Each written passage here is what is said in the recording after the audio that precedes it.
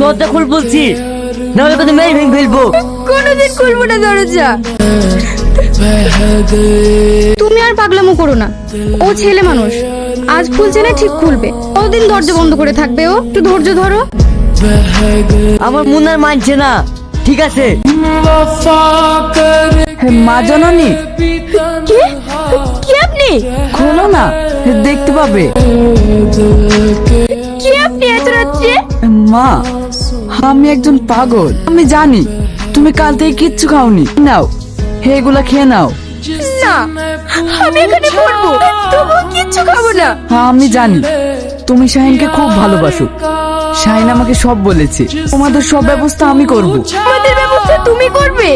হ্যাঁ রে মা, তার জন্যই তো আমি তোর কাছে এসেছি। তুই একটু ধৈর্য ধরে থাক, দরজা কখনো খুলবি নি। এক্ষুনি দরজা ভেঙে ফেলবো।